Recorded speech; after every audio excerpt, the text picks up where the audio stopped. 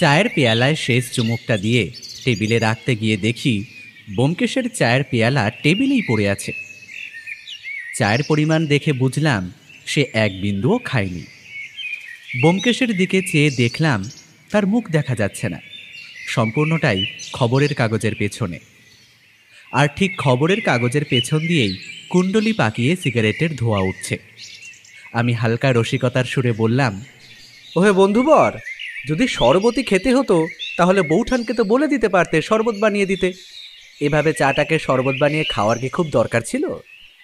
ব্যোমকেশ খবরের কাগজটা সরিয়ে সেটাকে ভাঁজ করে টেবিলে রেখে এক চুমুকে ঠান্ডা চাটা উদরস্থ করে বলল, বড্ড বেবাক কেসগুলোর তদন্ত করতে হিমশিম খাচ্ছে পুলিশ। আমি বললাম, কেমন কেস? মাছের আড়ত থেকে একটা মৃতদেহ উদ্ধার হয়েছিল বেশ কয়েকদিন আগে। মৃত ব্যক্তি যে খুন হয়েছিলেন এ বিষয়ে পুলিশের সন্দেহ নেই, কারণ মৃত ব্যক্তির মাথায় একটি ভারী জিনিসের আঘাতের চিহ্ন পাওয়া যায়। সেই সূত্রে পুলিশ একজনকে গ্রেপ্তারও করেছিল। তবে সেই ব্যক্তিকে এখন রেহাই দিতে হবে, কারণ এই খুনের হাতিয়ার পাওয়া না যাওয়ায় খুনি যে গ্রেপ্তার হওয়া ব্যক্তি তা প্রমাণ করা সম্ভব হচ্ছে না। আমি একটু অবাক হয়েই বললাম, তাহলে পুলিশ গ্রেপ্তার করলো কিসের ভিত্তিতে? কোনো প্রমাণ ছাড়াই? ব্যোমকেশ আরামকে দ্বারায় একটু গা এলিয়ে দিয়ে বলল, ওটাই তো হে বন্ধু, পুলিশ শুধু নিজস্ব এবং কর্মচারীদের সন্দেহের বশে গ্রেপ্তার তো করে নিল, কিন্তু প্রমাণ করতে পারল না। এবার খুন হওয়াটা একটি মানুষও চাক্ষুষ করেনি, সুতরাং খুনের হাতিয়ারটাই হলো একমাত্র প্রমাণের চাবিকাঠি। আমি কয়েক মুহূর্ত একটু চিন্তা করে বললাম, শুনে তো বেশ জটিল কেস লাগছে হে। বেবাক বলছো যে? ব্যোমকেশ এবার মৃদু হেসে বলল, আমার অনুমান বলছে পুলিশ যদি সঠিক করে বুদ্ধি সহযোগে মাছের আড়তখানা তল্লাশি করে তাহলে ওখানেই পাবে খুনের হাতিয়ার। পুলিশ খানা তল্লাশি করেনি বলছো? করেছে, কিন্তু নিশ্চয়ই ধাতব অস্ত্রের কথা ভেবে। তাহলে তুমি বলতে চাইছো ধাতব অস্ত্র নয়? মাছের আড়ত খানা তল্লাশি করে যখন কোনো ধাতব অস্ত্রই পায়নি এবং সন্দেহভাজন ব্যক্তি খুন হওয়ার পর থেকে বাইরে যেতে পারেনি, তখন অনুমান করাই যায় যে খুনের হাতিয়ার ধাতব নয়। কি বলতে চাইছো একটু খোলসা করে বলো তো হে। আমার তো মাথায় কিছু ঢুকছে না, তুমি কি অনুমান করছো বলো তো? অস্থির হয়ে আমি বললাম। ব্যোমকেশ এবার আমার দিকে সামান্য এগিয়ে এসে বলল, বন্ধুবর, আমার অনুমান খুনটা হয়েছে বরফ দিয়ে। আমি অবাক হয়ে বললাম, বরফ দিয়ে? আগে হ্যাঁ, বরফের চাই দিয়ে মাথায় বাড়ি মেরে খুন করাটা মোটেই অস্বাভাবিক নয়। কিন্তু সে বরফ তো গলিয়েও ফেলতে পারে সেই ব্যক্তি। সেটা হয়নি, কারণ মাছের আড়ত থেকে বরফ গলিয়ে ফেলা অত সহজ নয়। তাতে বিশেষ রাসায়নিক দেওয়া থাকে, আর বরফ গলিয়ে ফেলার মতন অত সময় খুনি পায়নি যে বরফ গলিয়ে ফেলতে পারে। যদি সে তাই করতে যেত তাহলে নিশ্চয়ই কেউ না কেউ তাকে দেখে ফেলত। আমি একটা হাঁপ ছেড়ে বললাম, বাবা, এমনভাবে বিষয়টা তুমি বিশ্লেষণ করলে যেন তুমি প্রত্যক্ষদর্শী। ব্যোমকেশ তার চিরাচরিত মৃদু হাসি দিয়ে বলল, এটা শুধুমাত্র আমার অনুমান হে, শুধুমাত্র আমার অনুমান। বেশ কয়েক সপ্তাহ পর খবরের কাগজে পড়লাম রামলাল কর্মকার গত হয়েছেন। রামলাল কর্মকারের পরিচয় দিতে গিয়ে বলি, বউবাজার এলাকায় তার বাড়ি। বাড়ি কম রাজপ্রাসাদ বলা ভালো। এক কথায় বলাই যায় তিনি কলকাতার এক জমিদার। 3 পুরুষের গয়নার ব্যবসা, প্রচুর সম্পত্তি। ব্যোমকেশ তাকে গয়নার জালিয়াতি চক্রজনিত কারণে সাহায্য করেছিল, সেই থেকে তার সাথে পরিচয়। মানুষ হিসেবে তিনি ভীষণ ভালো, স্বাভাবিকভাবেই হিসেবি আর ব্যবসা মনস্ক। খবরটা ব্যোমকেশকে দেখালাম। সে বলল সকালেই পড়েছে। নিঃসন্দেহে দুঃখজনক খবর। বয়সও হয়েছিল প্রায় 70-এর বেশি। খবরের কাগজে লেখা রয়েছে বার্ধক্যজনিত কারণে তিনি মারা গেছেন। বিকেলে ব্যোমকেশের নামে একটা চিঠি এলো। সে সেটা পড়ে আমার দিকে এগিয়ে দিল। দেখলাম রামলাল বাবুর শ্রাদ্ধে আমাদের নিমন্ত্রণ পত্র পাঠিয়েছেন বড় ছেলে নন্দলাল বাবু। আমি চিঠিটা পড়ে ব্যোমকেশকে জিজ্ঞেস করলাম, শেষ বেলায় তো আর দেখতে যাওয়া হলো না, এখন কি মনে করছো, যাবে? ব্যোমকেশ একটা দীর্ঘশ্বাস ছেড়ে বলল, হ্যাঁ, শেষ বেলায় যাওয়া হলো না বলেই তো এখন যাওয়াটা দরকার অজিত। ভদ্রতার খাতিরে আমাদের যাওয়াটা উচিত। যথাদিনে আমরা রামলাল বাবুর শ্রাদ্ধে গেলাম নিমন্ত্রণ রক্ষার খাতিরে এবং মানুষটার প্রতি শ্রদ্ধায়। সত্যি বলতে তার বাড়ির কারোর সাথেই তেমনভাবে পরিচয় ছিল না। শুধু রামলাল বাবুর বড় ছেলে নন্দলাল আর মেজ ছেলে মালিক লালের সঙ্গেই যা পরিচয় ছিল। সেদিনই অবশ্য রামলাল বাবুর ছোট ছেলেকেও দেখলাম, আলাপও করলাম। নাম মহিমলাল কর্মকার। 3 ভাইয়েদের মধ্যে সবথেকে বেশি সুপুরুষ এবং সুন্দর দেখতে এই ছেলেকে। বিদেশ থেকে পড়াশোনা করে ফিরে এই 1 বছর হলো বিয়ে করে ঘর সংসার করছে। বাবার কৃতকার্যের নিয়ম তার 2 দাদা মানলেও সে কিন্তু মানেনি। মাথা কামানো নেই, গালে সামান্য দাড়ির ছোঁয়া। ভীষণ বুদ্ধিমান লোক। কার কথা বলছো? মহিমলাল। কেন তোমার হঠাৎ এমন মনে হওয়ার কারণ? তুমি লক্ষ্য করনি? তা না হলে নিশ্চয়ই বুঝতে। আমার এবং তোমার সাথে কথা বলতে গিয়ে ওর চোখ আমাদের আপাদমস্তক নিরীক্ষণ করেছিল। হবে হয়তো, আমি সত্যিই লক্ষ্য করিনি। তুমি আর কিছু দেখলে? নিজের আবেগের ওপর ভীষণ নিয়ন্ত্রণ। তার হাসির ছাপ তার চোখে ফুটে ওঠে না। বাবা, ব্যোমকেশ যে এত কিছু খেয়াল করেছে তা আমি নিজেই বুঝে উঠতে পারিনি। তাই আমি মশকরা করেই বললাম, বলছি, নিমন্ত্রণ রক্ষা করতে গিয়ে তো সত্য অন্বেষণ শুরু করে দিলে হে। ব্যোমকেশ মুচকি হেসে বলল, না হে বন্ধু, এখনো কোনো সত্য লুকানোর চেষ্টা হয়নি। হলে আমি নিশ্চয়ই তার অন্বেষণ করব বই কি। এরপর প্রায় মাসখানেক কেটে গেছে। একদিন সকালে চা আর খবরের কাগজ নিয়ে ব্যোমকেশ ওর আরাম কেদারায় বসেছিল, আর আমি আমার লেখালেখির কাজ নিয়ে টেবিলে বসে আছি। এমন সময় সদর দরজার ঘণ্টা বেজে উঠল। ব্যোমকেশ অন্যমনস্কভাবেই বলল, সত্য একটু দৌড়টা খুলে দাও না গো। সত্যবতী দরজা খুলতে গেল। কয়েক মুহূর্ত পরে ঝড়ের বেগে ঘরে এসে ঢুকলেন আমাদেরই পরিচিত এক ব্যক্তি, মহিমলাল কর্মকার। চোখে মুখে উদ্বেগের ছাপ আংশিক খেলা করছে। মনে হচ্ছে তিনি এমন একটা খবর দিতে চাইছেন যেটা তাকে ভীষণভাবে বিচলিত করছে। তবে ব্যোমকেশ ঠিকই বলেছিল, মানুষটার বয়স হয়তো বেশি নয়, কিন্তু নিজের উপর বেশ অনেকটা নিয়ন্ত্রণ। বসুন মহিমবাবু, বসুন। বলে ব্যোমকেশ নিজের আরাম কেদারা ছেড়ে উঠতে যাচ্ছিল, কিন্তু মহিমবাবু তাকে বাধা দিয়ে বললেন, ব্যস্ত হবেন না ব্যোমকেশবাবু, আমি ঠিক আছি। বলে মহিমবাবু তার পাশে রাখা চেয়ারটি টেনে বসলেন। তারপর একটা দীর্ঘ নিঃশ্বাস ছেড়ে বললেন, একটু জল হবে ব্যোমকেশবাবু? আমি উঠে গিয়ে 1 গ্লাস জল মহিমবাবুর দিকে এগিয়ে দিলাম। জলটা খেয়ে সম্পূর্ণরূপে তিনি ধাতস্থ হলেন। একটু আগেও তার চোখে মুখে যেই আংশিক উদ্বেগ খেলা করছিল, সেটা এখন পুরোপুরিভাবে নিশ্চিহ্ন। এবার ব্যোমকেশ প্রশ্ন করলেন মহিমবাবুকে, কোনো দুঃসংবাদ আছে নাকি? মহিমবাবু ফাঁকা জলের গ্লাসটার দিকে তাকিয়ে হ্যাঁ সূচক ঘাড় নাড়লেন। ব্যোমকেশ আবার বলল, আপনি আবার আমার কাছে দুঃসংবাদ দিতে এসেছেন, মানে সেটা নিশ্চয়ই গুরুতর, তাই আপনিই বলুন। মহিমবাবু এবার ব্যোমকেশের দিকে চোখ তুলে চাইলেন। সাধারণ এবং ধীর স্থির কণ্ঠে বললেন, গতকাল রাতে বড়দা মারা গেছেন। সকাল সকাল এমন একটা খবর পাবো বলে কল্পনাও করতে পারিনি। খবরের আকস্মিকতায় ঘরের ভেতর থাকা 3টে প্রাণীর শুধুমাত্র নিঃশ্বাস চলাচলের শব্দ শোনা যাচ্ছিল। ব্যোমকেশ প্রথম নিস্তব্ধতা ভাঙল। মহিমবাবু, আপনি যদি কিছুটা ধাতস্থ হয়ে থাকেন তাহলে ব্যাপারটা খুলে বলতে পারেন। মহিমবাবু বললেন, আমি ঠিক আছি ব্যোমকেশবাবু, আর আপনাকে ব্যাপারটা বলার জন্যই তো আপনার কাছে আসা। আমি বেশ কয়েকদিন বাড়ি ছিলাম না, স্ত্রীকে নিয়ে বেড়াতে গিয়েছিলাম শান্তিনিকেতন। গতকাল রাতে আমরা বাড়ি ফিরে আসি। তখনও পর্যন্ত বড়দার মধ্যে কোনো অসুস্থতার লক্ষণ ছিল না। সকালে উঠে দেখি এই কাণ্ড। বাড়িতে হুলস্থুল পড়ে গেছে। আমি বেরোবার সময় দেখলাম মেজদা পুলিশকে খবর দিল, সুতরাং এতক্ষণে পুলিশ এসে তদন্ত শুরু করে দিয়েছে। মেজদার থেকে অনুমতি নিয়ে আপনার কাছে এলাম। যদি আপনি একটি বার আমাদের বাড়িতে এখন যেতেন ব্যোমকেশবাবু, তাহলে খুব উপকার হতো। ব্যোমকেশ বিনা বাক্য ব্যয় করে চেয়ার ছেড়ে উঠে পোশাক বদলে নিয়ে মহিমবাবুর অনুরোধ রক্ষা করতে তৈরি হয়ে গেল। আন্দাজ প্রায় ৩০ মিনিট পর আমরা মহিমবাবুর কালো ৪ চাকা গাড়িতে করে রামলাল কর্মকারের বাড়িতে এলাম।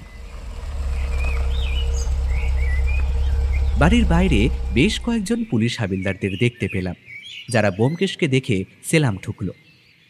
বাড়িতে ঢুকে পুলিশ ইনচার্জ মজুমদার মশাইয়ের সঙ্গে দেখা হলো।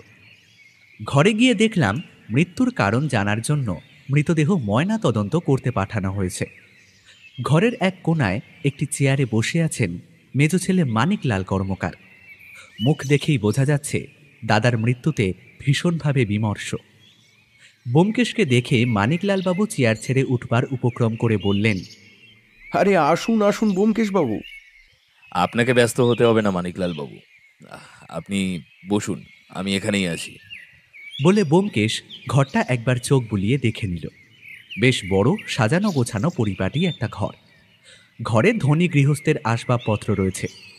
ঘরে লোকজন বলতে শুধুমাত্র মানিকবাবু এবং তার পায়ের কাছে বসে থাকা একটি চাকর। ব্যোমকেশ এসো অজিত বলে ঘরের বাইরে বেরিয়ে এলো। ঘরের বাইরে ইন্সপেক্টর মজুমদার দাঁড়িয়েছিলেন। ব্যোমকেশ মিস্টার মজুমদারকে প্রশ্ন করল, আচ্ছা, এই ঘরটাই কি নন্দলাল বাবুর ঘর? আগে হ্যাঁ। বাড়ির কাউকে জেরা করেছেন? না, এখনো শুরু করিনি। যতক্ষণ না বুঝছি যে মৃত্যুটা অস্বাভাবিক ততক্ষণ জেরা করাটা কি উচিত হবে? না, একেবারেই নয়। আপনি কি মনে করছেন ব্যোমকেশবাবু, মৃত্যুটা কি অস্বাভাবিক? এই মুহূর্তে ময়না তদন্ত শেষ না হওয়া অবধি কিছু আন্দাজ করা মুশকিল। আচ্ছা, ময়না তদন্তের ফলাফল কবে পাওয়া যাবে? আজই পাওয়া যাবে। জানাবেন আমায়। অবশ্যই স্যার। মানিকলাল বাবুর সঙ্গে দেখা করে আমি আর ব্যোমকেশ বিদায় নিলাম। বিকেলে ইন্সপেক্টর মজুমদার টেলিফোনে খবর দিলেন ময়না তদন্তের ফলাফল চলে এসেছে। ব্যোমকেশ থানায় গেল। আমিও তার সঙ্গ নিতাম, কিন্তু আমার নেহাতি জরুরি লেখালেখির কাজগুলো বাকি ছিল বলে আমি ঘরেই রয়ে গেলাম। সন্ধে ব্যোমকেশ থানা থেকে ফিরে এলো।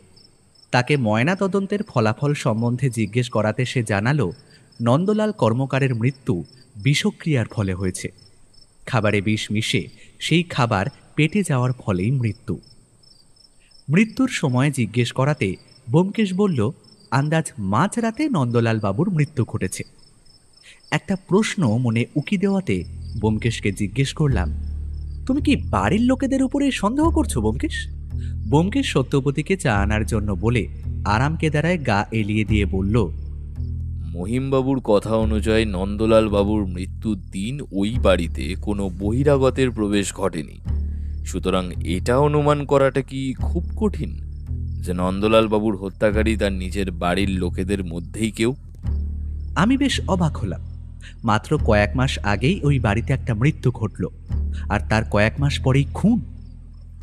ব্যোমকেশ, তাহলে কি তুমি এই কেসটা নেবে? বেশ উত্তেজিত কণ্ঠে জিজ্ঞেস করলাম। ব্যোমকেশ চোখটা কড়িকাঠের দিকে তুলে একটা দীর্ঘ নিঃশ্বাস ছেড়ে বলল, সত্যের অনুসন্ধান তো আমি করবই, কিন্তু সেটা অবশ্যই কর্মকার বাড়ির বর্তমান কর্তার অনুমতি নিয়ে। পরদিন সকালে মানিকলাল বাবুর টেলিফোন পেয়ে আমরা গেলাম কর্মকার বাড়িতে। আমার একটা কথা ভেবে ভীষণভাবে আশ্বস্ত হচ্ছি যে ব্যোমকেশকে আর আলাদা করে অনুমতি নেওয়ার প্রয়োজন হয়নি। মানিকলাল বাবু নিজেই ব্যোমকেশকে অনুরোধ করেছেন ওনার দাদা নন্দলাল কর্মকারের হত্যাকারীকে শনাক্ত করার জন্য।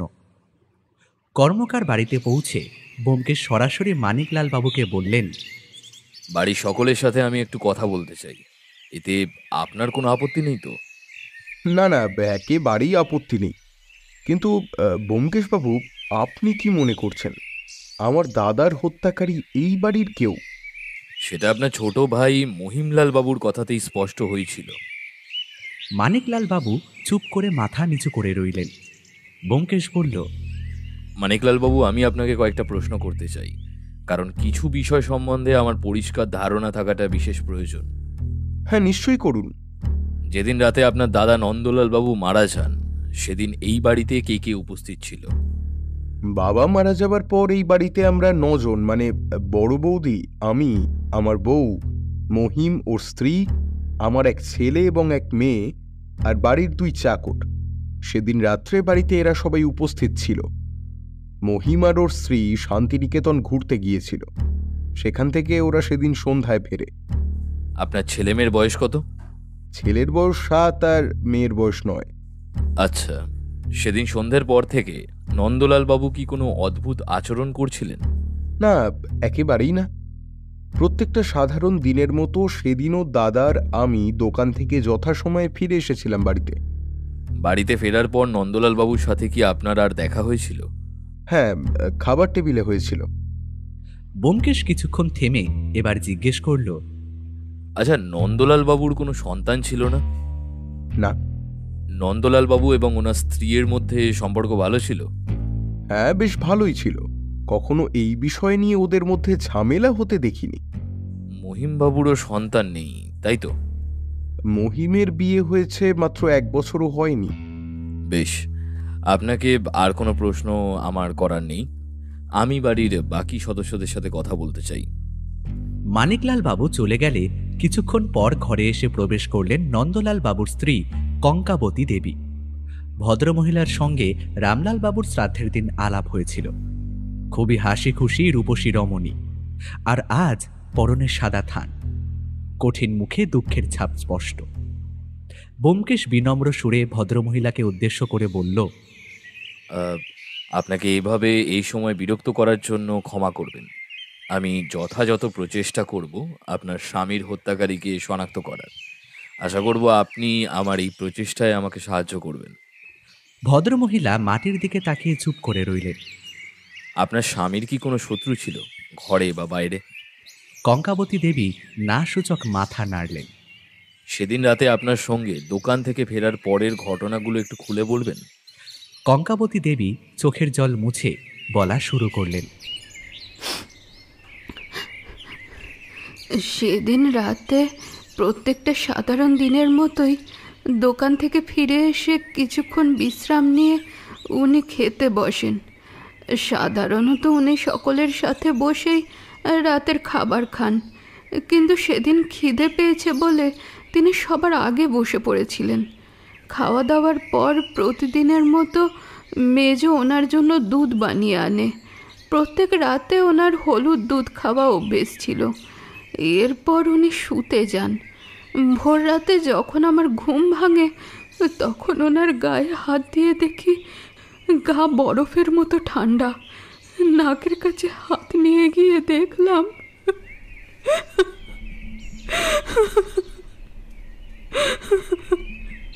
এতদূর বলে কান্নায় ভেঙে পড়লেন ভদ্রমহিলা।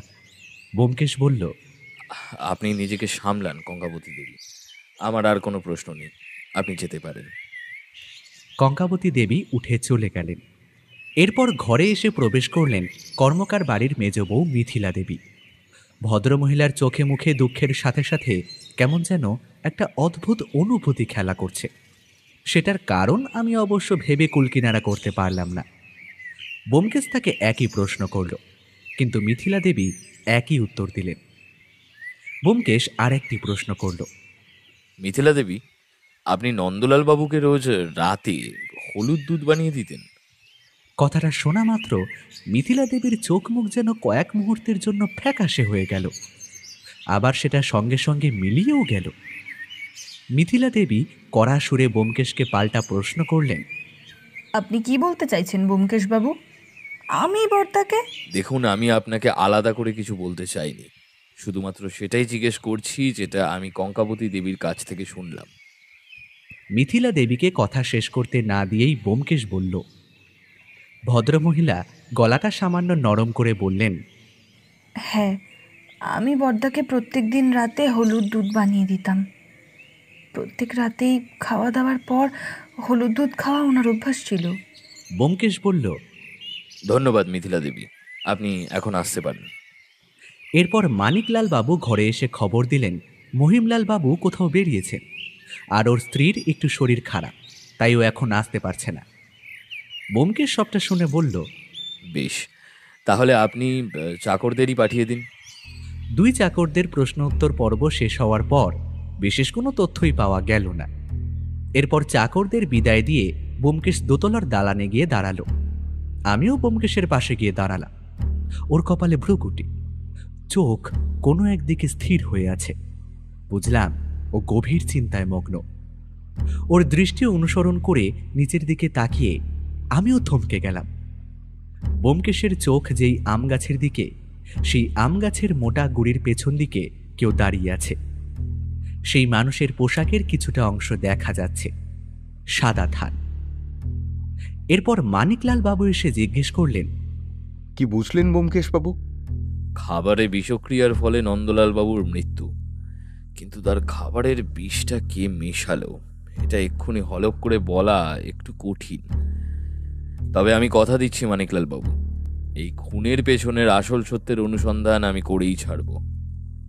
মানিকলাল বাবু ব্যোমকেশের হাত ধরে বললেন, আপনার উপর আমার অগাধ ভরসা আছে ব্যোমকেশবাবু। আমি জানি আপনি ঠিক আমার দাদার হত্যাকারীকে বের করে আনবেন। ব্যোমকেশ আর আমি মানিকলাল বাবুর কাছ থেকে বিদায় নিয়ে বেরিয়ে এলাম। বেরোবার সময় দেখলাম পাশের বাড়ির বাগানে কয়েকজন লোক মাটি খুঁড়ছে এবং তাদের সামনে দাঁড়িয়ে একজন ভদ্রমহিলা কাঁদছে। আমি ব্যোমকেশকে জিজ্ঞেস করলাম, কি ব্যাপার, কিছু বুঝতে পারছো? ব্যোমকেশ বলল, সম্ভবত কোনো পোষ্য মারা গেছে বোধহয়। ফেরার পথে সারা রাস্তা ব্যোমকেশকে চিন্তায় মগ্ন দেখলাম। তাই আর তাকে আমার কৌতূহলী মনের হাজারটা প্রশ্ন করলাম না। প্রশ্নগুলোর উত্তর পাওয়ার জন্য আমার মনটা ছটফট করছে বটে, কিন্তু আমি জানি এই প্রশ্নগুলো করার এখন সঠিক সময় নয়। বিকেলে ব্যোমকেশ বেরালো। তাকে কোথায় যাচ্ছ জিজ্ঞেস করাতে কোনো সদুত্তর পেলাম না, কেবল এই একটু ঘুরে আসি বলে সে বেরিয়ে গেল। ব্যোমকেশের তদন্তে শুরু থেকে যে আমি তার সব ভাবনা জানব না, এটাই স্বাভাবিক। সন্ধেবেলা ব্যোমকেশ ফিরে আসার পর ওকে জিজ্ঞেস করলাম, কেসটায় কাকে সন্দেহ করছো ব্যোমকেশ? ব্যোমকেশ বলল, দেখো অজিত, মানিকলাল বাবুর দুটি সন্তান ছাড়া বাকি সবার ওপরেই সন্দেহ করা যায়। কিন্তু মহিমবাবু আর তার স্ত্রী তো শান্তিনিকেতন গিয়েছিলেন। কিন্তু খুনটা তো তার আসার পরেই হয়েছিল, তাই নয় কি? ব্যোমকেশের কথা আমার যেন কেমন একটু অদ্ভুত ঠেকল। ব্যোমকেশ আবার বলল, মহিমবাবু এবং ওনার স্ত্রীর সাথে কথা না বললে আমার সন্দেহের জট ছাড়ত না। আমি বললাম, মহিমবাবুর স্ত্রী মানে অপরাজিতা দেবী অসুস্থতার অছিলায় কথা বলা থেকে এড়িয়ে গেলেন না তো? ব্যোমকেশ বলল, তার থেকেও বড় প্রশ্ন, মহিমবাবু মিথ্যে কথা কেন বললেন? আমি অবাক হয়ে জিজ্ঞেস করলাম, মহিমবাবু আবার কখন মিথ্যে বললেন? আজই। কিন্তু উনি তো বাইরে গেছেন বললেন। কিন্তু উনি বাইরে যাননি। মানে? উনি বাড়িতেই ছিলেন, বাড়ির বাগানের আম গাছের পেছনে। এবার আমার আরও একবার অবাক হওয়ার পালা। আম গাছের পেছনে মহিমবাবু ছিলেন, কিন্তু আমি তো সেখানে কঙ্কাবতী দেবীকে দেখলাম, তার সদ্য পরিহিত সাদা থানটাও তো দেখলাম। কথাটা ব্যোমকেশকে বলতেই ব্যোমকেশ বলল, তুমি গভীরভাবে লক্ষ্য করনি অজিত, করলে দেখতে পেতে ওই আম গাছের পেছনে একটি নয় বরং দুটি মানুষ দাঁড়িয়েছিল। মহিমবাবু আমাদের মিথ্যা কথা বলেছেন, কিন্তু কেনই বা তিনি মিথ্যা কথা বললেন? ব্যোমকেশের সাথে কথোপকথন এড়িয়ে যাওয়ার জন্য? কিন্তু এতে উনার কি লাভ? ব্যোমকেশকে আবার একটা প্রশ্ন করলাম, আচ্ছা, মিথিলা দেবীকে তোমার সন্দেহ হয় ব্যোমকেশ? ব্যোমকেশ একটা সিগারেট ধরিয়ে বলল, সন্দেহ হয় বই কি। তোমার হলুদ দুধ নিয়ে যাওয়ার প্রশ্নে কেমন যেন ওর মুখটা ফ্যাকাশে হয়ে গেছিল, লক্ষ্য করেছিলে? করেছিলাম। তোমার কি মনে হয় মিথিলা দেবী? আমার কথা থামিয়ে দিয়ে ব্যোমকেশ বলল, একটা প্রশ্ন শুনে মুখ ফ্যাকাশে হয়ে যাওয়াটাই কাউকে খুনি বলে দেওয়াটা যথেষ্ট কারণ নয় অজিত। আমি কিছুক্ষণ চুপ থেকে তারপর বললাম, চাকর দুটোর বিষয়ে কোনো ধারণা করলে? ব্যোমকেশ সিগারেটের ধোঁয়া ছাড়তে ছাড়তে বলল, ওদের প্রশ্নের উত্তর শুনে মনে হয় না তেমন কিছু ওরা জানে, তবে টাকার লোভ দেখিয়ে এমন কাজ করানোটা অসম্ভব নয়। আমার মাথার ভেতর কেমন যেন তালগোল পাকিয়ে যাচ্ছিল। হাজারটা প্রশ্ন মাথার মধ্যে বাসা বাঁধছিল। জানা নেই ব্যোমকেশের ভাবনার পথ কোন দিকে চলছে। পরদিন সকালে প্রাতরাশ শেষ করে আমি লেখা নিয়ে বসেছিলাম এবং ব্যোমকেশ কয়েকটা জরুরি টেলিফোন করছিল। এমন সময় সদর দরজার ঘণ্টা বেজে উঠল।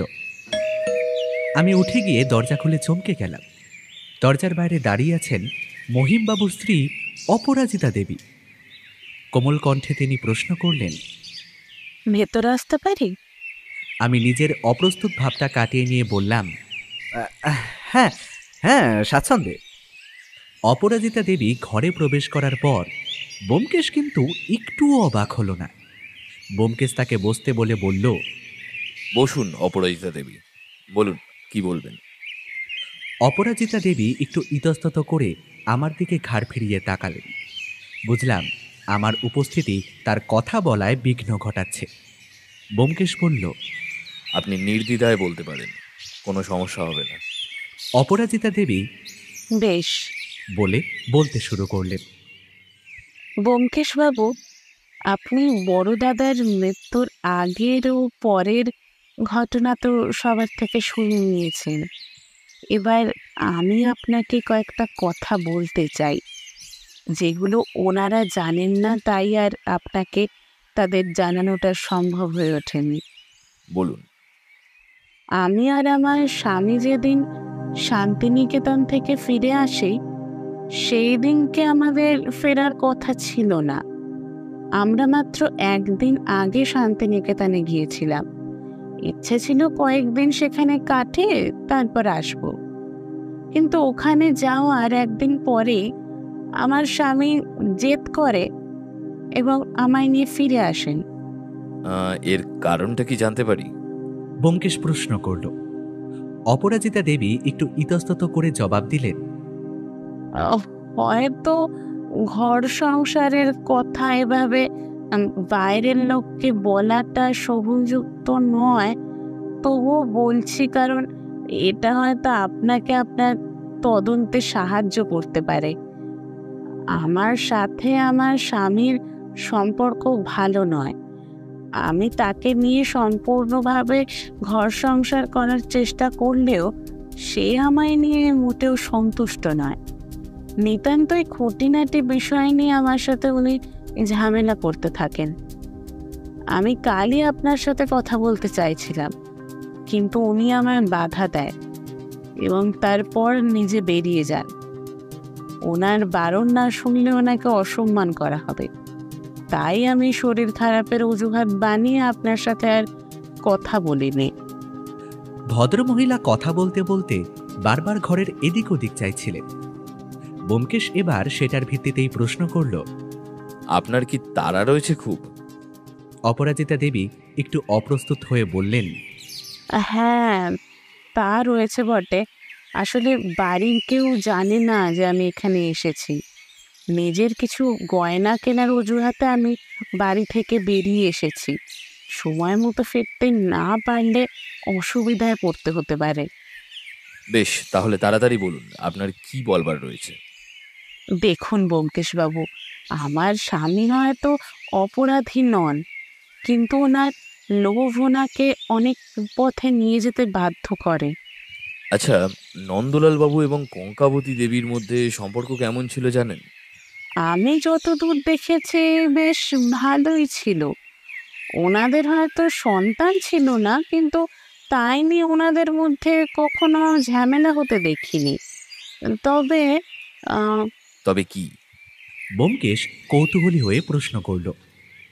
বড়দিদি এবং মেজদিদি একে অপরকে ভীষণভাবে হিংসা করতেন।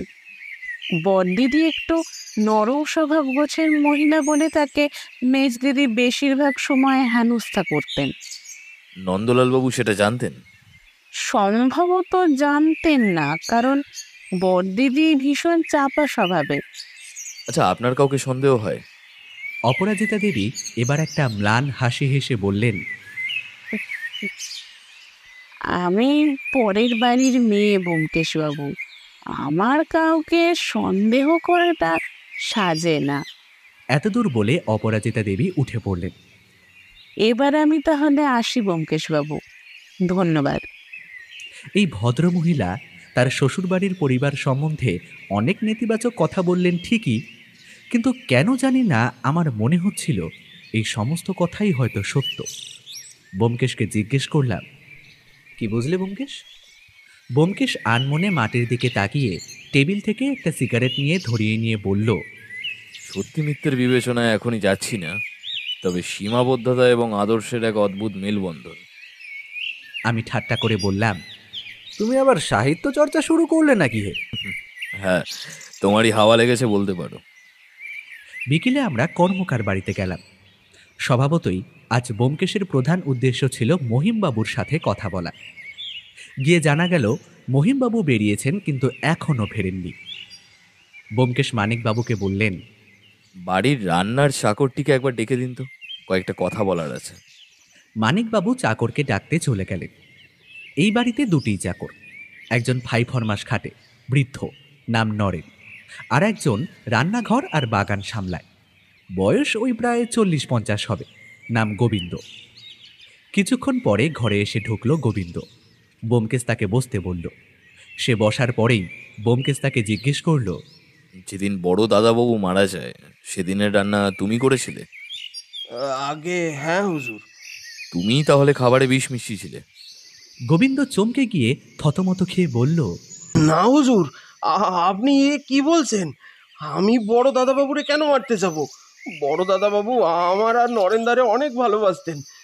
বিশ্বাস করেন হুজুর, আমি বড় দাদাবাবুরে মারিনি। বেশ, তাহলে তুমি আমার আর একটা প্রশ্নের উত্তর দাও দেখি। তোমার মেজ দিদিমণি যখন বড় দাদাবাবুর জন্য হলুদ দুধ তৈরি করতেন, তখন সেটা তোমার চোখের সামনে তৈরি করতেন? কখনো কখনো রান্নাঘরে আমার সামনেও করতেন, আবার কখনো কখনো নিজের ঘরে করতেন। সেদিন কোথায় করেছিলেন? আগে নিজের ঘরে হুজুর।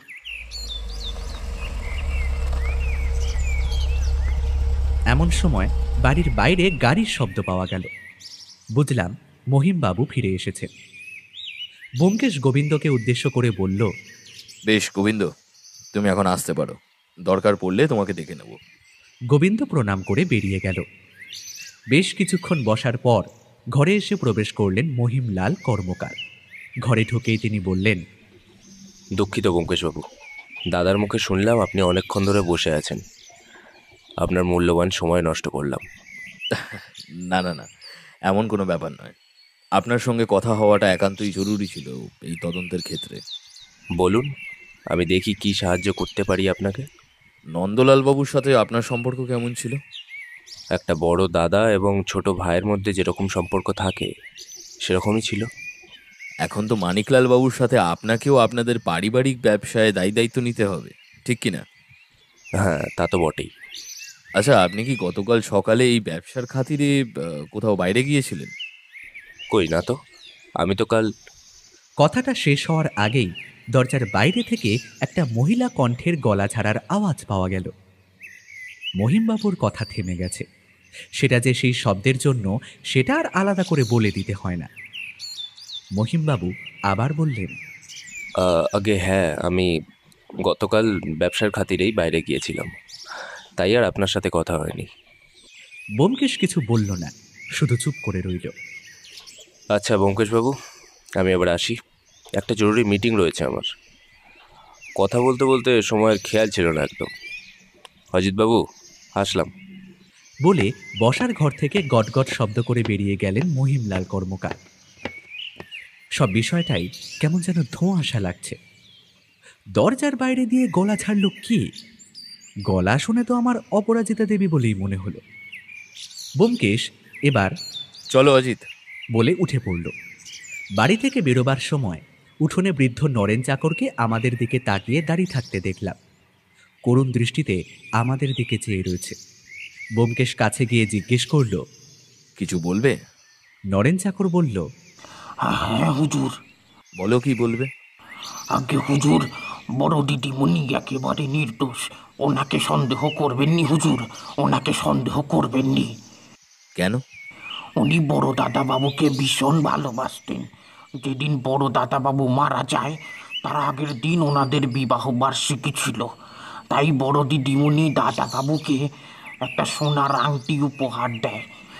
বড় দাদাবাবু ও বড় দিদিমণিকে একটা সোনার হার উপহার দিয়েছিল। নরেন চাকরের মুখে এই কথাগুলো শোনার পর ব্যোমকেশ কিছুক্ষণ মূর্তির মতো দাঁড়িয়ে রইল। তারপর নরেন চাকরকে জিজ্ঞেস করল, তুমি এত শত জানলে কি করে?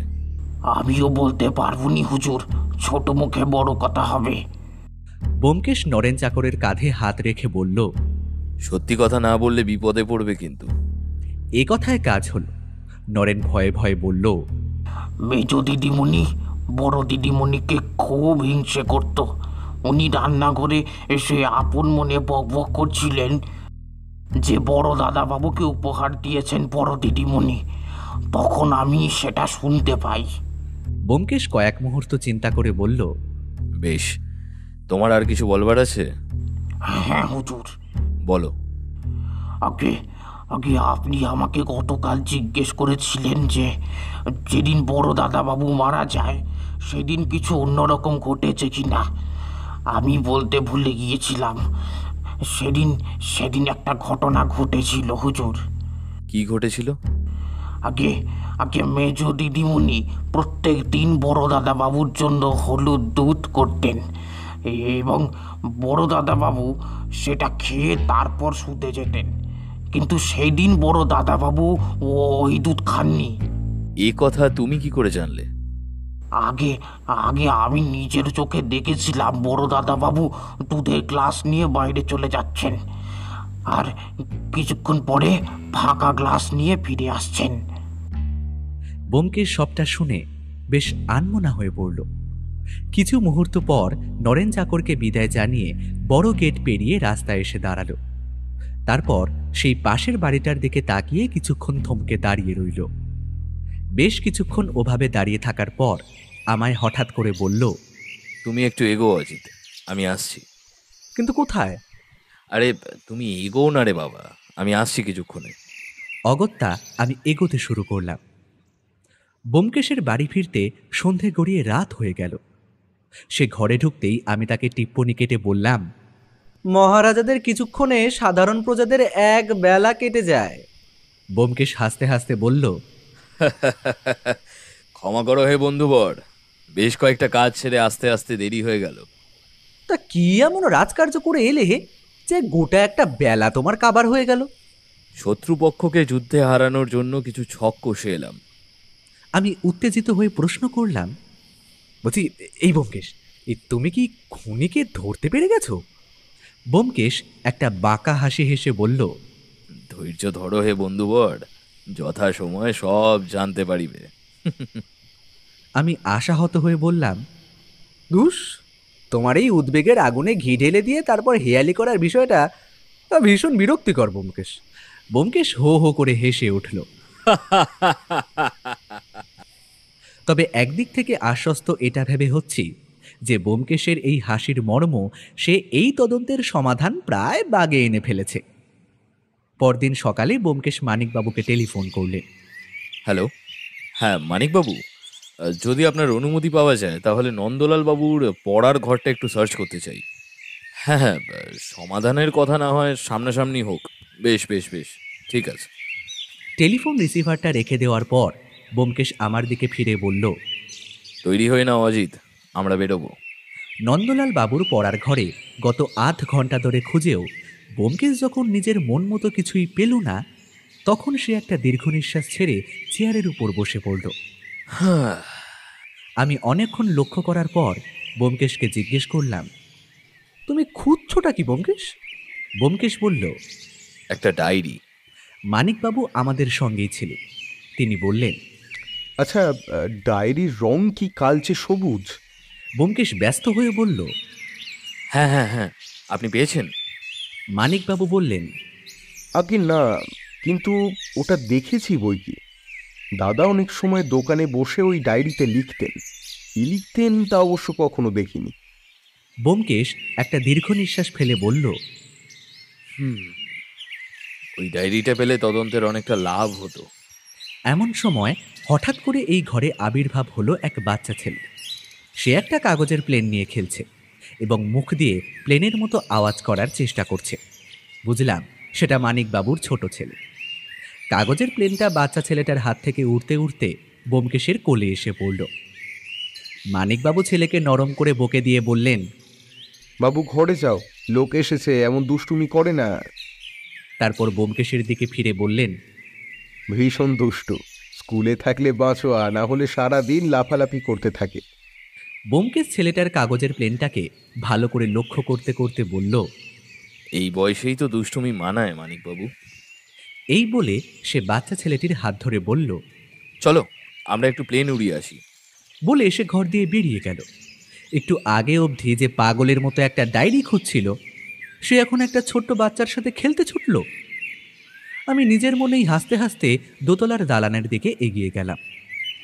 দালানে গিয়ে দেখলাম সেখানে কঙ্কাবতী দেবী দাঁড়িয়ে আছেন।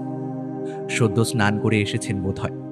লম্বা কালো কোমর অবধি চুল, ভেজা চুলগুলো গামছা দিয়ে মুছছেন। আমায় দেখে ম্লান হাসি হেসে উনি ঘরের মধ্যে চলে গেলেন। অত্যন্ত সুশীল রমণী, বয়স তার রূপে ঢাকা পড়ে গেছে। মুখ দেখে ভীষণ শান্ত বলেই তো মনে হয়। এমন একজন মহিলার উপর কেউ ঈর্ষা করতে পারে? হয়তো নারী বলেই তা সম্ভব। ব্যোমকেশের ডাকে সম্বিত ফিরে পেলাম। চলো হে অজিত, এবার যাওয়া যাক। চলে আসার পথে ব্যোমকেশ মানিকবাবুকে ডেকে বেশ কিছুক্ষণ ধরে তার সাথে কথা বললে। ওরা দুজন বেশ দূরে দাঁড়িয়ে কথা বলছিল, তাই আমার পক্ষে সেটা শোনাটা সম্ভব ছিল না। ব্যোমকেশ ফিরে এলে তাকে বললাম, আর কত ধৈর্যের পরীক্ষা নেবে বলো তো দেখি? ব্যোমকেশ আমার পিঠে একটা চাপড় মেরে বলল, আজ রাতটা অবধি ধরো অজিত। পিঠে চাপড়টা বেশ জোরেই পড়েছিল, কিন্তু সে কথা বেমালুম ভুলে গেলাম। এই উত্তেজনার চাপে রয়েছি যে সব সমস্যার সমাধান আজ রাতেই হতে চলেছে। বিকেলে স্বভাবতই আবার ব্যোমকেশ বেরোলো এবং সন্ধ্যের মধ্যে আবার ফিরে এসে বলল, খাওয়া দাওয়া শেষ করে তাড়াতাড়ি শুয়ে পড়ো অজিত, আজ আমরা নিশি ভ্রমণে বেরোবো। ভ্রমণের গন্তব্য যে কোনটা হবে সেটা আর আমাকে আলাদা করে বলে দিতে হচ্ছে না, তা আমি বেশ বুঝতে পারছি। এখন থেকেই মনে মনে কেমন যেন একটা শিহরণ অনুভব করছি, আর মনে কয়েকজনের মুখ ভেসে উঠছে। মহিমবাবু, চাকর নরেন, মিথিলা দেবী, অপরাজিতা দেবী। কেন জানি না আমার মনে সন্দেহটা এদের চারজনের ওপরই এসে পড়েছে। রাতে আমরা যখন বেরোলাম তখন ঘড়ির কাঁটায় প্রায় 11:30। রাস্তাঘাট শুনশান, জনমানবের কোনো চিহ্ন মাত্র নেই। আমরা খানিকক্ষণ পর গিয়ে পৌঁছলাম কর্মকার বাড়িতে। ব্যোমকেশের কথা মতো গেটের বাইরে অপেক্ষা করতে লাগলাম। বেশ কিছুক্ষণ পর রাস্তার ওপার থেকে একজন লোককে এগিয়ে আসতে দেখলাম। আমি ব্যোমকেশকে হাতের ঠেলা দিয়ে সেই লোকটিকে দেখাতে চাইলাম। ব্যোমকেশ একটা শব্দ করে বুঝিয়ে দিল যে সেও দেখেছে লোকটাকে। লোকটা আমাদের একদম কাছাকাছি আসার পর তাকে চিনতে পারলাম, মানিকলাল কর্মকার। মানিকবাবু ব্যোমকেশকে জিজ্ঞেস করলেন, এবার তবে যাওয়া যাক। হ্যাঁ চলুন। আপনার স্ত্রী কি বাড়ির ভেতরেই আছে? হ্যাঁ, ভিতরেই আছেন। এই কথোপকথনের অর্থ আমি বুঝলাম না। শুধু এই মুহূর্তে ওদের দুজনকে অনুসরণ করে আমি বাড়ির উদ্দেশ্যে রওনা হলাম। সদর দরজার কাছে আসতেই ব্যোমকেশ মানিকবাবুকে জিজ্ঞেস করলেন, নকল চাবি এনেছেন তো? সে আর বলতে, বলে মানিকবাবু সদর দরজা খুলে ফেললেন। বাড়ি সম্পূর্ণ অন্ধকার। ব্যোমকেশকে অনুসরণ করে আমরা দুজন দোতলার দিকে চললাম। আমি ধারণা করেছিলাম যে ব্যোমকেশ সমস্যার সমাধান করবে এই বাড়িতে এসে, কিন্তু এই বাড়িতে এসে থেকে তো আমরা অন্ধকারে চোরের মতো ঢোকা ছাড়া আর কিছুই করছি না। আমার মনের মধ্যে কেমন যেন এক অদ্ভুত রোমাঞ্চকর অস্থিরতা কাজ করছে। দোতলায় ওঠার পর একটা শব্দ পেলাম, কোনো নারী কণ্ঠের হাসির শব্দ। অন্ধকারে এত বড় বাড়িতে রাতের বেলায় এমন এক নারী কণ্ঠের হাসি শুনে আমার গাটা কেমন যেন ছমছম করে উঠল। আবার এলো সেই নারী কণ্ঠের হাসির শব্দ। একবার, দুবার, তিনবার। তিনবারের মাথায় একটা পুরুষ কণ্ঠেরও মৃদু হাসি শোনা গেল। ব্যোমকেশ ও মানিকবাবু পরস্পরের মুখ চাওয়াচাই করলেন। তারপর ব্যোমকেশ এগিয়ে গেল হাসির শব্দ ভেসে আসা ঘরটির দিকে। আমরা দুজন তাকে অনুসরণ করছি। ব্যোমকেশ একটা দরজার সামনে এসে দাঁড়ালো। তারপর সেই দরজা 2 হাত দিয়ে দরাম করে খুলে ঘরের ভেতরে ঢুকে গেল। আমরা দুজন তার পেছন পেছন ঢুকলাম। মানিকবাবু ঘরের বাতি জ্বালতেই স্তম্ভিত হয়ে গেলাম। ঘরের মধ্যে একটাই পালঙ্ক, আর সেই পালঙ্কের উপর অপ্রত্যাশিত অবস্থায় শুয়ে আছেন মহিমলাল কর্মকার ও কঙ্কাবতী দেবী। মহিমলালের চোখ থেকে আগুন ঠিকরে বেরোচ্ছে। কঙ্কাবতী দেবী তার পরিহিত সাদা থান দিয়ে নিজের অপ্রত্যাশিত অবস্থাটিকে ঢাকার চেষ্টা করছেন। তোর লজ্জা লাগে না ভাই? বলে হুঙ্কার দিয়ে মানিকবাবু মহিমবাবুর গালে একটা সপাটে চড় মারলেন। ব্যোমকেশ মানিকবাবুকে উদ্দেশ্য করে বললেন, মানিকবাবু নিজেকে সামলান। মিথিলা দেবী ও অপরাজিতা দেবীর ঘর বাইরে থেকে বন্ধ করে দেওয়া হয়েছে, ওগুলোকে খোলবার ব্যবস্থা করুন। ওনাদের এই আসরে থাকাটা ভীষণ প্রয়োজন। মানিকবাবু চলে গেলেন। মহিমবাবুর মুখ রাগে, লজ্জায়, অপমানে রাঙা হয়ে উঠেছে। কঙ্কাবতী দেবী নিজেকে কোথায় লুকোবেন তা বুঝতে পারছেন না। কিছুক্ষণ পর মানিকবাবু এ বাড়ির বাকি দুই বউকে নিয়ে ফিরে এলেন। ব্যোমকেশ বাকিদেরকে দেখে বলল, বসুন সকলে। অজিত, ওনাদের বসার বন্দোবস্তটা করে দাও। আমি কিছু করবার আগেই সকলে নিজের জায়গা মতো বসে পড়ল। ব্যোমকেশ বলা শুরু করল, প্রথমেই খুনের ব্যাপারে আসি। এতদিন আমাদের কাছে একটাই প্রশ্ন ছিল যে নন্দলাল বাবুকে কে খুন করেছে, কিন্তু নন্দলাল বাবুকে কে নয়, কারা খুন করেছে। তাকে যারা খুন করেছে তাদের নিশ্চয়ই কোনো উদ্দেশ্য ছিল এই খুনের পেছনে। ঘটনাগুলো একটু আগে থেকে বলি। প্রথম দিন আমি এ বাড়িতে এসে জানতে পারি নন্দলাল বাবু এবং কঙ্কাবতী দেবীর কোনো সন্তান নেই। আমি বাড়ির লোকেদের জিজ্ঞেস করে এও জানতে পারি যে ওনাদের দুজনের সম্পর্ক ভালো ছিল। আমার প্রথমটায় খটকা লাগে যখন আমি কঙ্কাবতী দেবীর সঙ্গে মহিম বাবুকে বাগানে আম গাছের পেছনে দেখি। এরপর আমার দ্বিতীয় খটকা, আমি যখন মহিম বাবুকে প্রশ্ন করেছিলাম তখন দরজার আড়ালে দাঁড়িয়ে শুনেছিলেন কঙ্কাবতী দেবী। মহিমবাবু মুখ ফসকে সত্যি কথাটা বলে দেওয়ার সময় উনি গলা ঝাড়া দিয়ে ওঠেন, আর মহিমবাবু নিজেকে সামলে নেন। তৃতীয় এবং শেষ খটকা, নন্দলাল বাবুর ডায়েরি লেখার অভ্যেস তার প্রিয়জনদের মধ্যে প্রায় সবাই জানত।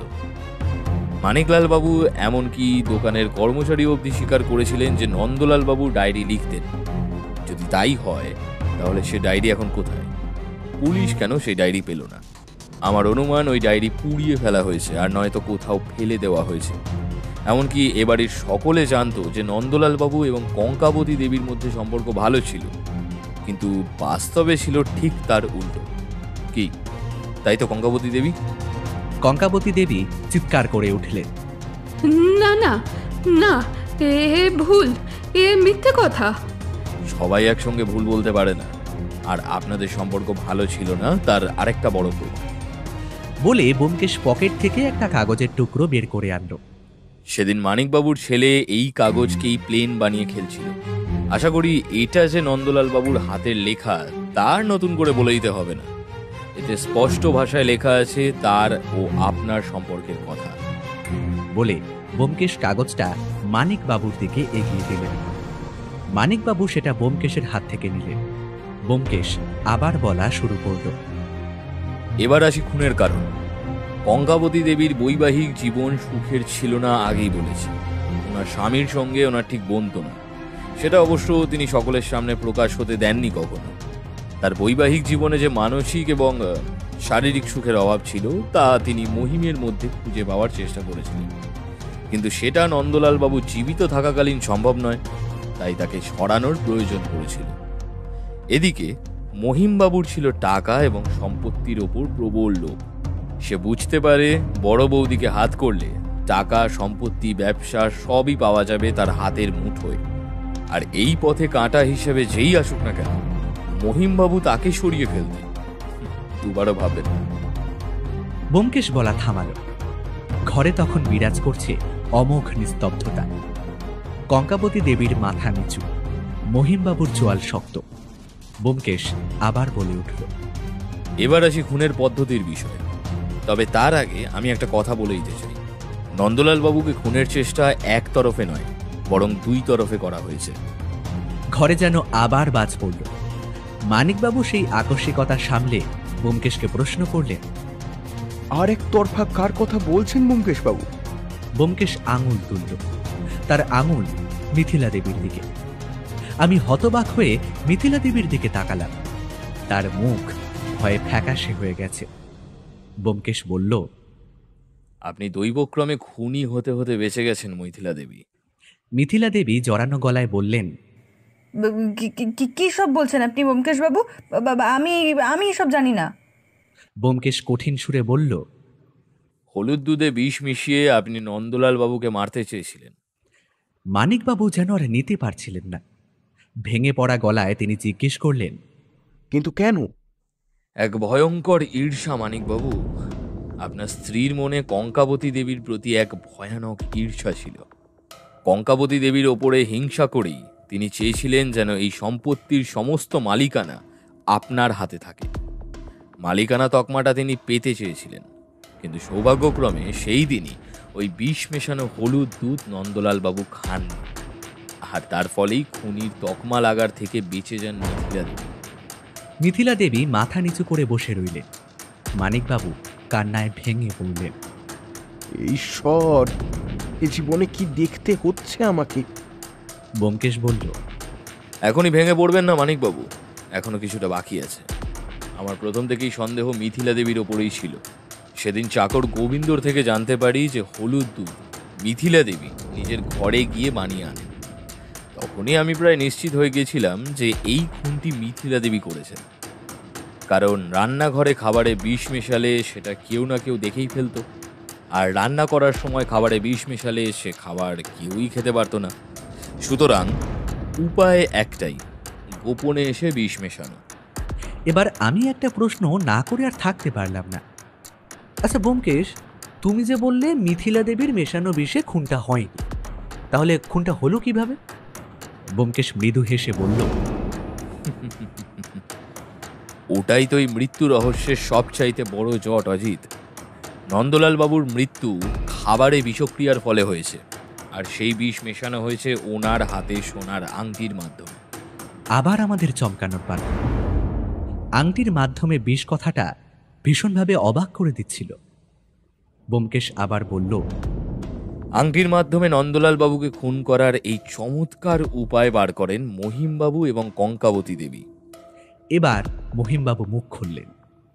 কি ভেবেছেনটা কি? হ্যাঁ, গাঁজা খুঁড়ি গল্প দেবেন আর লোকে সেটা হজম করে নেবে? গাঁজাখুড়ি না বাস্তব, তাহলে সেটা প্রমাণ করা যাক বলে ব্যোমকেশ মজুমদার বাবু হাঁক দিতেই ইন্সপেক্টর মজুমদার একজন লোককে নিয়ে ঘরের ভেতরে ঢুকে এলেন। আর এই লোকটাকে দেখে মহিমবাবুর সমস্ত ঔদ্ধত্য রাগ হাওয়ায় উবে গিয়ে তার মুখ ফ্যাকাশে রক্তশূন্য হয়ে গেল। ব্যোমকেশ মহিমবাবুকে উদ্দেশ্য করে বলল, কি এবার হজম হচ্ছে? মানিকবাবু অবাক হয়ে বললেন, কিন্তু এ তো আপনাদের দোকানেরই সবচেয়ে পুরনো এবং বিশ্বস্ত কর্মচারী।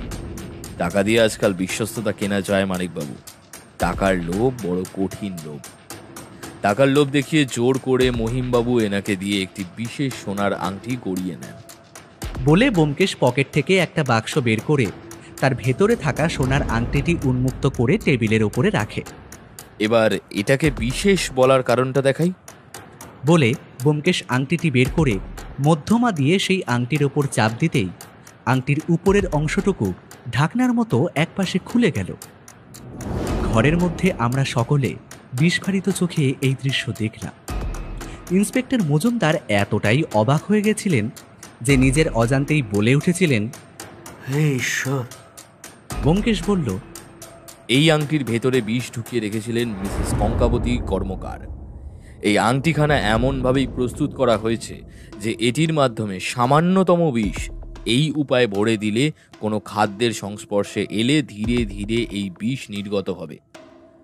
সেদিন রাতে খাওয়ার আগে কঙ্কাবতী দেবী ওই আংটিতে বিষ ভরে সেটি তার স্বামীকে পরিয়ে দেন। তারপর সেই বিষক্রিয়ায় তার স্বামীর মৃত্যু হবে। কঙ্কাবতী এবং মহিমলালের পথের কাঁটা চিরতরে বিনষ্ট হবে। বিশেষ এই পরিকল্পনা করে মহিমবাবু শান্তিনিকেতন যান। সেখানে গিয়ে অস্থির হতে থাকেন এটা ভেবে যে বড় বৌদি কাজটা সম্পূর্ণ করতে পারবেন কিনা। না পারলেই বিপদ, তাই একদিন পরেই ফিরে আসেন। কি ঠিক তো মহিমবাবু? মহিমবাবু চুপ। ব্যোমকেশ বলে চলল, আংটির মক্ষম ষড়যন্ত্রে এরা দুজন সামিল করে দোকানের বিশ্বস্ত কর্মচারী মিস্টার ঘোষকে। এরপর নিজের পাপের প্রায়শ্চিত্ত করার জন্য মিস্টার ঘোষ ভয় সব স্বীকার করেন আমার কাছে, আর আপনাদের দুজনের পালাবার পথ সম্পূর্ণভাবে বন্ধ করেন। এত কিছুর পর কঙ্কাবতী দেবী ও মহিমলালের আর কিছু বলার রইল না। তারা দুজনেই কেবল মাথা নিচু করে ফ্যাকাশে মুখে বসে রইলেন। পুলিশ ওদের দুজনকে গ্রেপ্তার করে নিয়ে যাওয়ার পর ব্যোমকেশ মানিকবাবুকে যথাসম্ভব সান্ত্বনা দিয়ে অপরাজিতা দেবীকে তার বিশেষ সহযোগিতার জন্য ধন্যবাদ জানিয়ে বাইরে বেরিয়ে এলাম। বাইরে এসে ব্যোমকেশকে বললাম, এ কাহিনীর পরিণতি তাহলে কি দাঁড়ালো? কলঙ্কিনী কঙ্কাবতী? বাহ, বেশ ভালো বলেছো তো হে। আমি একটা দীর্ঘ নিঃশ্বাস ছেড়ে বললাম, মানুষ কতটা নীচ, তাই না? যেই মানুষের কাম ক্রোধ লোভের ওপর নিয়ন্ত্রণ নেই সেই মানুষকে বিপদে পড়তেই হবে। এবার ব্যোমকেশকে জিজ্ঞেস করলাম, আচ্ছা, তুমি কেসটার সমাধান বের করলে কি করে? এই কেসটায় নরেন চাকর না মুখ খুললে ফ্যাসাদে পড়তে হতো। সেদিনের কথা বলছো? হ্যাঁ, সেদিনই ও যদি না বলতো আংটির কথা, তাহলে মিথিলা দেবীকে খুনি ভেবে তার বিরুদ্ধে প্রমাণ খুঁজতে গিয়ে অন্ধকারে হাতড়াতে হতো। হ্যাঁ, তা বটে। সে তো আবার এটাও বলেছিল যে মিথিলা দেবীর বানানো হলুদ দুধ নন্দলাল বাবু খাননি। তাও ঠিক।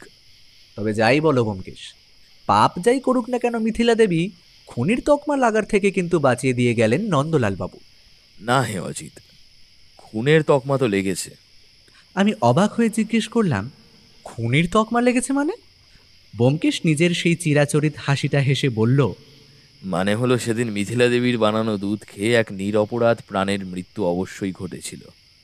তবে সেটা নন্দলাল বাবুর নয়, ওই বাড়ির বিড়ালটার। ব্যোমকেশের হাতের আঙুল অনুসরণ করে দেখলাম পাশের বাড়ির বাগানে এক জায়গায় মাটির ঢিপি করা কবর, আর সেই কবরের নিচে শুয়ে রয়েছে এক নিরপরাধ প্রাণ।